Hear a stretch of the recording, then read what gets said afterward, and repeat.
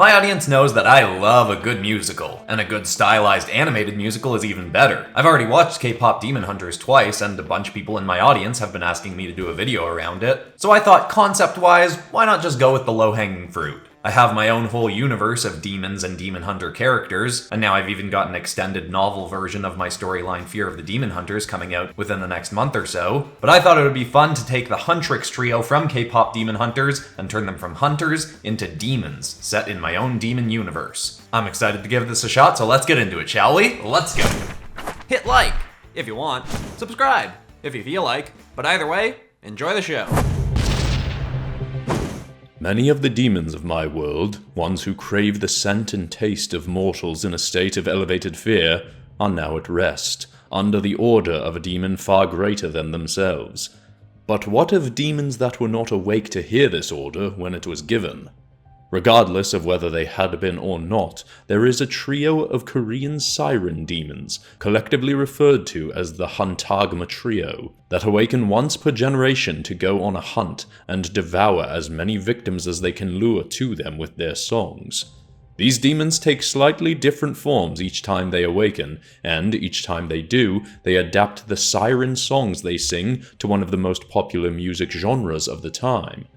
On this most recent awakening period, they had managed to stay almost entirely under the radar, until a particularly public ordeal I'll get to. But even prior to that, while remaining quite covert, they had already slain a suspected 45 victims.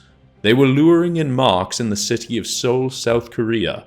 In the dark of the night near alleyways and secluded streets, they will find wandering souls and entice them with their three-part harmonies to draw in their prey. Their primary targets tend to be men, most particularly men in their late teens and early 20s, with impressive physiques, often visible abdominal muscles, and soft, dewy faces. While the music these demons sing may be quite pleasant, enchanting, and alluring, once their prey is hypnotized into drawing nearer, they will quickly realize the trap they've fallen into. The three demons will then pull their prey into their domain, which the Predator Coalition of Demon Hunter records have labeled as the Hon Moon domain. It grows stronger the more poor victims the demons draw into it. Only one hunter in the history of the Coalition has ever managed to enter this domain and escape with her life, and it is through her that we know much about these incredibly elusive demons. Their leader is one who calls herself Rumchovix. She has one glowing eye with which she can peer into the greatest fears of her victims, then guide her allies in songs that summon illusions representing elevated versions of those exact fears. These fiends also have the ability to spawn demonic glowing weaponry, not dissimilar to the angelic weapons my siblings and I have used for centuries. I inquired with the former demon queen, Arava, whether this was a trait she imbued these demons with intentionally, as a counter to our own blades, but she claims these demons were not nearly so powerful when she made them, and in fact she only created their leader. The other two were likely made by Rumchovix, or came about through other means, then joined forces with her long ago, and worked with her long enough to become a unified trio of terror.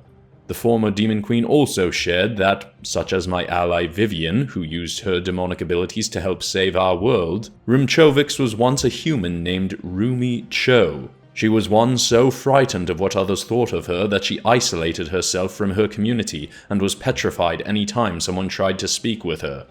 This drew a demon of fear to her, and she was slain, only to have her body reformed by the Demon Queen into the demonic state she now possesses. Unfortunately, unlike my ally Vivian, this demon's soul never came back into her body to regain control.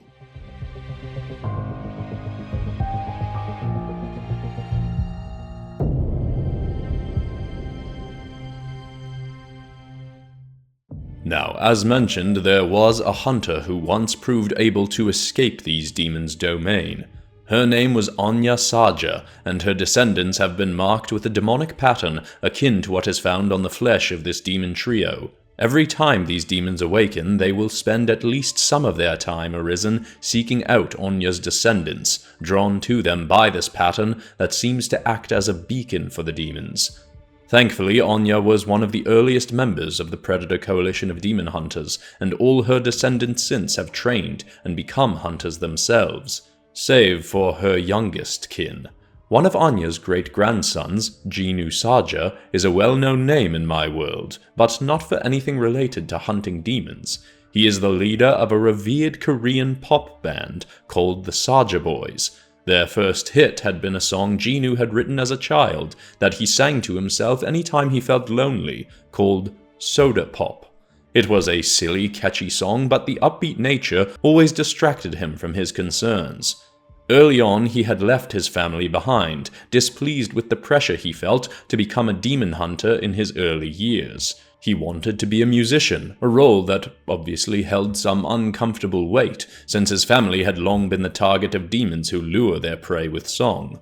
Until recently, he had little contact with his family in the last decade, though it is lucky for him they'd kept an eye on the boy. While getting some air on a walk in Namsan Mountain Park in Seoul, Jinu heard a song that seemed bewitchingly inspiring. It was of the same genre of music that his band creates, but was also unlike anything he'd heard. That was because he'd never heard the music of a demon. He followed the sound until he found himself entirely secluded in the trees and surrounded by 3 songstress demons. One swung a Sengum longsword on the end of her purple tail-like braided hair. This was Rumchovix. Another clutched a Gokdo staff. This was Mirhonge, the fiercest of the Huntagma trio. The third had Shinkal throwing knives circling her body. She had large eyes that could look pleasant and disarming, until her face peeled back and revealed her sideways maw and dagger teeth. This was Zojigorai. Being in the presence of these demons made Jinu's patterns begin to glow and burn on his flesh. The ground around him pulsed with purple ripples and lines. He was about to be pulled into their domain, when unexpectedly a 4th demon burst onto the scene. This was Tigrapis, a blue tiger demon that, unexpected to Jinu, attacked the other demons. It was soon followed by a hunter in a large black brim hat, wearing night vision goggles that made it appear as though she had 3 eyes.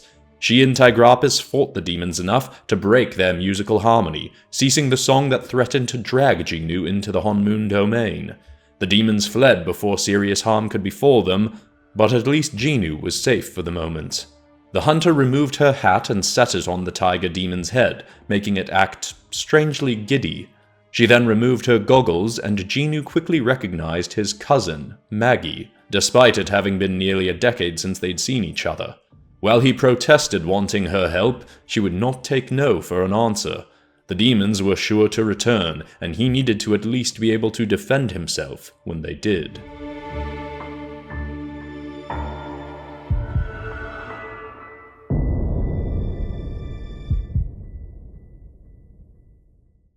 Ah, dang it, now I got that K-pop Demon Hunters song about Barnaby stuck in my head. I can't even remember what I'm supposed to be saying for this PopCross book advertisement.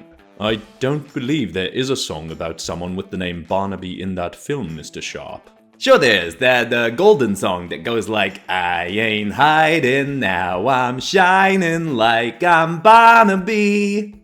Oh, I am quite certain she is saying Born to Be, not Barnaby. Oh, that makes more sense. I mean, I do got this buddy named Barnaby who is a pretty shiny dude, but I thought it was weird that they'd have a song about him. Of course, now everybody who heard me say this whole thing is only ever gonna hear the name Barnaby at that part of the song, so sorry for basically cursing everybody's ears right there. But anyway, this was supposed to be an ad for PopCross coloring books or something, so what was I saying? Oh yeah, so there is even a demon-specific coloring book if you want to color lots of the creepy stuff like what's in this video yourself. There's also a dragons coloring book, but if you want something that's actually got finished colors in it already, one of PopCross's novels, you could check out Mytholethal, which is a mythology-inspired book, and the sequel's gonna be starting up in a couple months. His art book, Monsters of the Multiverse, also has a fair number of demons in it for those that simply want more artwork, like what appears in this video. True that, so if any of that appeals to you, you can check out all those books, they're linked in the description, and now we can get back to desecrating the designs of a fun, colorful musical. Jinu was taken by his cousin to a Predator Coalition base in Seoul. It had been established by their great-grandmother and was the largest coalition base in the eastern side of the globe, even prior to the coalition becoming public knowledge. There, Maggie introduced Jinoo to a man who she claimed could train Jinoo to protect himself from demons, though the boy was skeptical. The man's name was Guima, and he looked to be too old to fight anyone or anything. But nobody in Korea had been fighting demons as long as Guima, and his weapon of choice, strangely, was a flamethrower, though he was also well versed in hand-to-hand combat and the use of many other weapons. Jinoo tried to leave the base, wanting nothing to do with his family or the hunters and claiming he'd simply avoid being left alone and vulnerable until the trio of demons were found and slain or returned to slumber. As Jinoo tried to leave, Guima grabbed the boy and managed to hurl him over his shoulder and slam him to the ground. The elderly man was certainly not as frail as he seemed. He explained to the boy that these demons would find any way they could to get him alone, even if he knew consciously to avoid being drawn in by their song. If the demons grew more powerful from slaying other victims, it may not be long before their song became so captivating that he'd be unable to ignore it, and go wherever they tried to lead him so they could trap him in their domain and end his life. The only reason Jinoo's ancestors and relatives had never succumbed to this tragic fate that the demons sought for them was because they'd all been well trained. Had his cousin not arrived that night, Jinoo would not have been alive to have this conversation in the first place. Grudgingly, Jinoo agreed to stay, but he also had to ask, what was up with the blue cat? Maggie explained that, as is now fairly well known, some demons can be turned or convinced to do good. As a hunter, Maggie had once set off to hunt Tigrapus, but had slammed her hat onto the demon's head in an attempt to blind it. The demon had then backed away from her, and just stared up at the hat on its head in bizarre, captivated fashion. For whatever reason, after that, she'd been able to tame the demon to do her bidding. Now, any time it fights well alongside her, she places the hat on its head, for a period of a few hours as a reward, which oddly elates the demon. It was a strange answer, but Jinoo accepted it. Jinoo then began coming to the Seoul Coalition base twice a week between rehearsals, signings, and concerts to train with Maggie and Guima. While doing so, somewhat grudgingly, he proved to have a knack for combat and picked up the demon hunting tactics that took many years to learn in a short period of time. He learned what many hunters know well, that the best weapon to use against a demon is one with great sentimental or emotional value to the wielder. He also got to know his cousin better and started to accept that not everyone in his family was opposed to his career choice. In fact, Maggie stated after he complained about their family being overbearing that he was preaching to the choir, as she felt the same. Though she also loved demon hunting enough to not be bothered that there was pressure on her to do so. Additionally, Maggie was a huge fan of the Saja Boys, and was thrilled when Jinoo gave her tickets to their next big show. She was in fact ecstatic, but also didn't anticipate that, since demons had become public knowledge in our world, the Siren Trio would be willing to strike in an overtly populated area. With Maggie in the front row and Jinoo up on stage before a massive cheering crowd, the Saja Boys' third song in their concert was interrupted by a trio of new voices cutting the speakers and bellowing through the stadium. The Huntagma demons rose through the floor of the stage and surrounded the band, singing a song powerful enough to entrance the audience and keep them from fleeing. Thankfully, Jinoo knew what to do. You see, while he didn't have a physical weapon of his own that had strong sentimental value, he did have a song with that trait.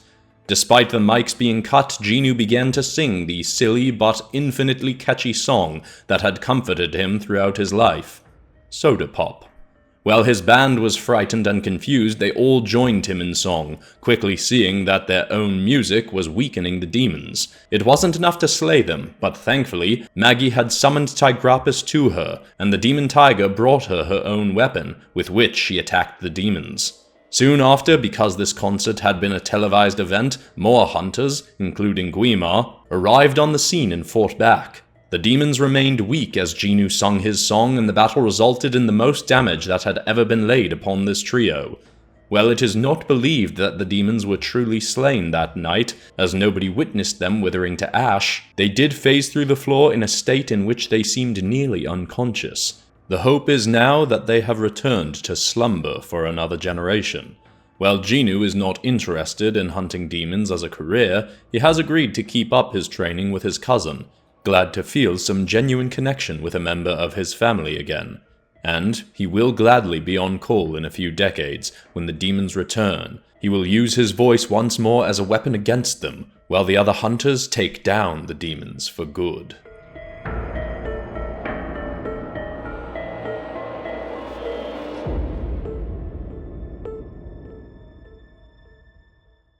If you enjoyed this, you might want to check out my Disney Princesses as Demons episode, which has a lot of similarities to this. Or if you want something more recent with the same narrator as this episode, you could check out the Jurassic World Demons episode I made a couple weeks ago. But besides that, that's all for today, except of course we're ending this video on some kind of positive or inspiring note, and the thought I want to leave people with today is from a man named Corey Allen, who said that an underrated life skill is moving calmly in a world that's addicted to reaction. A mark of emotional maturity is when something that triggers a negative response in you happens and you don't immediately react with the first instinctive thought that comes up. You take a moment to breathe and understand that some protective instincts may be kicking in, but you don't have to respond from a place of fear or negativity. You can take a beat to think of how you want to respond to the situation and do so calmly so that later on you won't have to deal with the consequences that may come from just a snap reaction that you might have given. I hope that's an inspiring or helpful idea. I love you all, and I'll see you all in the next episode on Friday. Goodbye.